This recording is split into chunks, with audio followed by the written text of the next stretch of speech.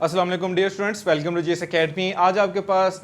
Matric का unit 18 which is related about the atomic and nuclear physics से है। आज हम इसका जो नया टॉपिक डिस्कस करना जा रहे हैं जो कि एक्चुअली में न्यूक्लियर ट्रांसम्यूटेशन से रिलेटेड है। प्रीवियस लेक्चर्स के अंदर हम ये देख चुके हैं कि किस तरह से आपके पास जो है वो रेडियो एक्टिव जो एलिमेंट्स हैं वो आपके पास रेडिएशंस एमिट करते हैं और किस टाइप्स के आपके पास जो है वो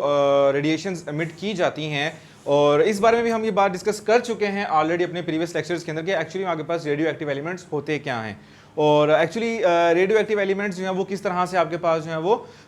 क्यों उनको रेडियो एक्टिव एलिमेंट्स कहा जाता है और एक्चुअली में वो किस तरह से आपके पास रेडिएशन एमिट करते हैं और कब तक वो करते रहते हैं। एक्चुअली वो कॉन्सेप्ट ही एक्चुअली आपके पास आज मैं कंटिन्यू करूंगा, उसी की बेस पर आपके पास एक नया टॉपिक मैं लेकर आया हूँ जो कि न्यूक्लियर ट्रांसम्यूटेशन से है। अगर न्यूक्लियर वर्ड को देखा जाए इट मीन्स कि इनडायरेक्टली आप किसी स्पेसिफिक टाइप ऑफ ऐसे एलिमेंट्स की बात कर रहे हैं जो कि आपके पास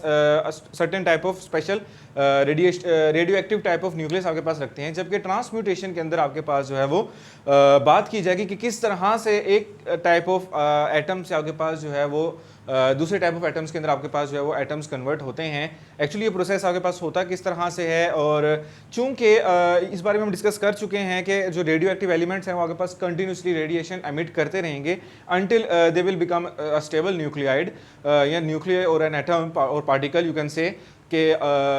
एक स्पेसिफिक टाइम होता है, उस स्पेसिफिक टाइम तक आपके पास जो है वो एटम्स जो हैं वो कंटिन्यूसली आपके पास रेडिएशंस को एमिट करते रहते हैं। यही एक प्रोसेस था जिसके अंदर आपके पास जो था वो अल्फा बीटा और गैमा रेज का आपके पास कॉन्सेप्ट आया कि जो रेडिएशंस एमिट हो रही हैं actually they are the combination of alpha beta and gamma rays. So इसी की बेस पर आपके पास किस तरह से एक सर्टेन टाइप ऑफ एलिमेंट में से जब अल्फा रेज आपके पास निकलती हैं, अल्फा पार्टिकल्स निकलते हैं और बीटा पार्टिकल्स निकलते हैं और एज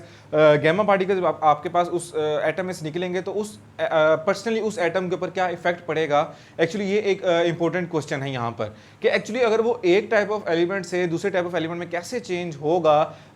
यू कैन से कि from a parent nuclide to an daughter nuclide. आसान फास्ट के अंदर पेरेंट मीन टू से कि द ओरिजिनल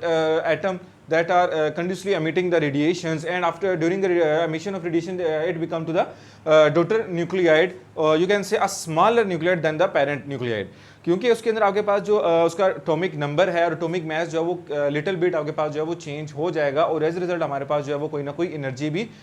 मिलेगी और एज रिजल्ट हमारे पास कुछ special type of alpha particles भी क्रिएट होते हैं। तो स्टार्ट करते हैं, ज़रा स्टेप बाय स्टेप इनको डिस्कस करेंगे। फर्स्ट ऑफ ऑल मैं आपके पास लेकर आया हूँ न्यूक्लियर ट्रांसपोर्टेशन का कॉन्सेप्ट है। वो कहता है कि process in which the parent nuclear disintegrate. आपके पास पेरेंट न्यूक्लियर जो है वो डिसइंटीग्रेट मीन टू से कि डिवाइड हो जाएगा आपके पास from the one term to the atom to the other atom, जिसके अंदर आपके पास जो है वो एटॉमिक मास और atomic number you can say कि कुछ ना कुछ चेंज ज़रूर आएगा। पेरेंट न्यूक्लियर जो है वो अब कंटिन्यूसली रेडिएशन एमिट करते करते एक टाइप आएगी, एक पॉइंट आएगा जब वो अल्फा रेडिएशंस को एमिट करेगा और फर्दर आपके पास जो है वो फिर छोटे न्यूक्लियस में आपके पास छोटे एटम के अंदर आपके पास जो है वो चेंज हो जाएगा। सेकेंडली आपके पास है emission of radiation, you can से अल्फा बीटा और गैमा टाइप ऑफ रेडिएशन आपके पास जो है उसमें से एमिट कर सकता है, जो कि ऑलरेडी हम प्रीवियस लेक्चर्स के अंदर डिस्कस कर चुके हैं। थर्ड में लिखा गया है daughter nuclide. Daughter nuclide you can आपको बता चुका हूँ कि किस तरह से आपके पास जो है वो एक पेरेंट न्यूक्लियाइड जो है वो डिवाइड होने के बाद आपके पास किस तरह से डॉटर न्यूक्लियाइड में कन्वर्ट होगा, कुछ ना कुछ रेडिएशन एमिट करेगा। As a result mean to say कि radiations indirectly are alpha beta और गैमा रेज, और जिसके अंदर आपके पास जो है वो अल्फा डीके, बीटा डीके और गैमा डीके आपके पास जो है वो अकर होगा। इन तीनों टाइप्स ऑफ डीके के अंदर आपके पास जो है वो ओवरऑल एक एटम जो है वो कंप्लीटली डिसइंटीग्रेट हो जाता है कि उसके अंदर से अल्फा पार्टिकल्स निकलते हैं, बीटा और गैमा रेज आपके पास जब उसमें से निकलती हैं। तो स्टेप बाय स्टेप इनको तीनों को देखते हैं कि किस तरह से आपके पास जो है वो पेरेंट न्यूक्लियर जो है वो डॉटर न्यूक्लियर में कन्वर्ट होगा और क्या क्या रेडिएशन आपके पास किस किस तरह के आपके पास जो है वहाँ से एमिट हो सकती हैं। तो ज़रा मैं बोर्ड अपना रेडी कर लूँ, तब तक आप प्लीज़ वेट करिएगा। ओके स्टूडेंट्स, मैंने आपके सामने एक एग्जांपल लिखी है जो कि एक्चुअली में आपके पास अल्फा डीके से रिलेटेड है कि एक्चुअली जब आपके पास एक रेडियो एक्टिव एलिमेंट में से अल्फा पार्टिकल्स आपके पास एमिट होते हैं तो एज ए रिजल्ट आपके पास किस तरह से आपके पास जो है वो डॉटर न्यूक्लियर आपके पास बनता है और क्या एक्चुअली में आपके पास अल्फा पार्टिकल जो है वो प्रोड्यूस होते हैं। तो आप देख सकते हैं रिएक्शन के अंदर कि मेरे पास एक पेरेंट न्यूक्लियर है जिसको मैंने एक्स से डिनोट किया है, उसका एटॉमिक नंबर एटॉमिक मास जो है वो ए, जबकि एटॉमिक नंबर जो है उसका जेड से रिप्रेजेंट किया गया है। जब भी आपके पास अगर अल्फा पार्टिकल्स की बात की जाएगी तो एक्चुअली आपने हीलियम पार्टिकल्स की को अपने माइंड में लेकर आना है, जिसका एटॉमिक मास आपके पास 4 जबकि एटॉमिक नंबर आपके पास 2 होगा, एक्चुअली उनको हम जो है आपके पास जो हमारा पेरेंट न्यूक्लियड होगा उसके एटॉमिक मास और एटॉमिक नंबर में से हम उसको सब्ट्रैक्ट कर देंगे कि चूंकि आपके पास हीलियम 4 है और उसका एटॉमिक नंबर आपके पास 2 होगा, सो इट मींस कि 4 जो है आपने इसके ओरिजिनल एटॉमिक मास में से माइनस कर देने हैं और 2 आपने एक्चुअली में इसके एटॉमिक नंबर में से माइनस कर देंगे और एज रिजल्ट हमारे पास जो है वो एनर्जी बनेगी। एक्चुअली आपके पास एक प्रैक्टिकल एग्जांपल मैंने आपके सामने लिखी है जो कि रेडियम है और आप देख सकते हैं कि जिसका एटॉमिक मास 226 है और आगे पास एटॉमिक नंबर जो है वो 88 है और यहां पर एज रिजल्ट जब आपके पास अल्फा पार्टिकल्स की बात की जाएगी तो आपके पास एक नया डॉटर न्यूक्लियड आपके पास बनता है जिसका एटॉमिक नंबर आपके एटॉमिक मास आपके पास क्या है 222 है और आपके पास एटॉमिक नंबर उसका 86 है जिसको हम रेडॉन कहते हैं। ठीक है, रेडॉन आपके पास कहां से रेडियम से आपके पास रेडॉन में कन्वर्ट हो गया, बट यहां पर आपके पास अल्फा पार्टिकल्स की एमिशन भी हुई है और एज वेल एज आपके पास जो है वो कुछ ना कुछ अमाउंट ऑफ एनर्जी भी आपके पास एमिट हुई है। एक्चुअली ये आपके पास अल्फा डीके था जिसके अंदर हमारे पास जो है किसी भी एक certain type of radio active atom में से या न्यूक्लियड में से आपके पास अल्फा पार्टिकल्स के निकलने की वजह आपके पास जो है वो कुछ इस तरह से होगी और उसका डॉटर न्यूक्लियड आपके पास कुछ इस तरह से बनेगा कि उसके एटॉमिक मास में से आपके पास 4 और एटॉमिक नंबर में से आप उसके 2 जो है माइनस सब्ट्रैक्ट कर देंगे, सो एज ए रिजल्ट आपके पास अल्फा पार्टिकल्स भी बन जाते हैं। ये कुछ ओवरव्यू था आपके पास अल्फा डीके का। फर्दर मैं आपको बताता हूं कि किस तरह से आपके पास जो है वो बीटा डीके जो है वो परफॉर्म होता है।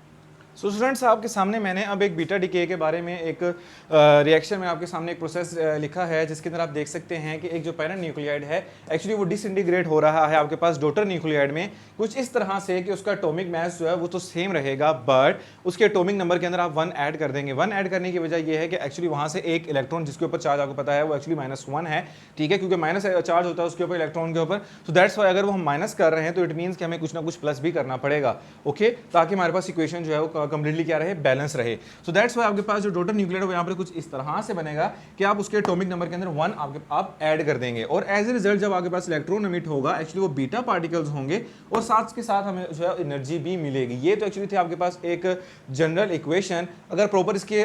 प्रैक्टिकल एग्जांपल की बात की जाए तो आप देख सकते हैं मैंने कार्बन एक यूज किया है एटम जिसके एटॉमिक मास 14 और एटॉमिक नंबर आपके पास 6 है और जब इसके ऊपर आपके पास बीटा पार्टिकल्स अगर आप उसमें से एमिट करने की कोशिश करते हैं या इसमें से बीटा पार्टिकल्स निकलते हैं तो किस तरह से पेरेंट न्यूक्लियड यानी कि कार्बन जो है वो एक बड़ा एटम है जबकि नाइट्रोजन जो है वो एज कम्पेयर टू दैट एक एटॉमिक मास के लिहाज से एक छोटा एटम है। सो दैट्स व्हाई आप देख सकते हैं कि एटॉमिक नंबर के लिहाज से तो आपके पास नाइट्रोजन का एटॉमिक मास जो है वो तो सेम रहेगा जबकि एटॉमिक नंबर आपके पास जो है वो आपके पास इंक्रीज कर जाएगा यहाँ पर और एज ए रिजल्ट आपके पास जो है वो डॉटर एक न्यूक्लियस आपके पास बनता है और जिसमें से हमारे पास जो है वो एक इलेक्ट्रॉन एमिट होगा और एज ए रिजल्ट हमारे पास उसके साथ हमारे पास एक एनर्जी भी एमिट होगी और जो कि एक कंप्लीट रिएक्शन है फॉर द बीटा डीके जिसके अंदर आपने देखा है कि किस तरह से आपके पास जो है वो डॉटर न्यूक्लियड आपके पास बन रहा है। अब हम बात करते हैं कि एक्चुअली में गैमा पार्टिकल्स या गैमा डीके आपके पास जो है वो किस तरह से किसी रेडियो एक्टिव एलिमेंट पर परफॉर्म होता है।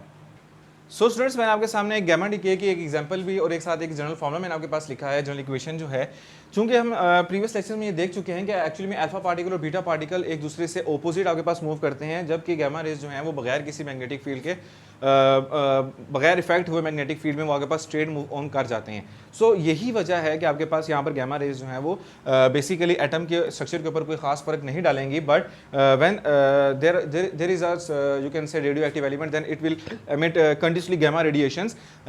Without changing the physical state of the atom. तो यहाँ पर आप देख सकते हैं कि किस तरह से आपके पास पेरेंट न्यूक्लियर जो है वो सेम एज इट इज़ ही है, लेकिन जब आपके पास प्रोसेस से गुजरता है या जब इसको आप फॉर द स्पेसिफिक टाइम इसे आप प्लेस करते हैं तो एज ए रिजल्ट आपके पास गैमा रेज जो है उसमें से एमिट होती हैं। और जो कि आपके पास एक प्रैक्टिकल एग्जांपल भी मैंने लिखी है जिसके अंदर आप देख सकते हैं कोबाल्ट 6027 जो है एक्चुअली वो कोबाल्ट 6027 ही रहेगा but it will continuously emit the gamma radiations और उसके साथ हमारे पास जो है वो एनर्जी भी एमिट होगी। तो ये एक्चुअली आपके पास एक कंप्लीट टॉपिक था जो कि आपके पास न्यूक्लियर ट्रांसम्यूटेशन से रिलेटेड था जिसके अंदर हमने देखा कि किस तरह से आपके पास जो है वो अल्फा डीके, बीटा डीके और गैमा डीके आपके पास जो है वो परफॉर्म होता है और क्या क्या एक्चुअली इनके स्ट्रक्चर में चेंज आता है ये भी हमने साथ देखा है। और इंशाल्लाह उम्मीद करता हूँ कि आपके रमज़ान भी बेहतरीन गुजर रहे होंगे, दुआ में याद रखिएगा। नेक्स्ट वीडियो में आपसे मुलाकात करते हैं। खुदा हाफिज़।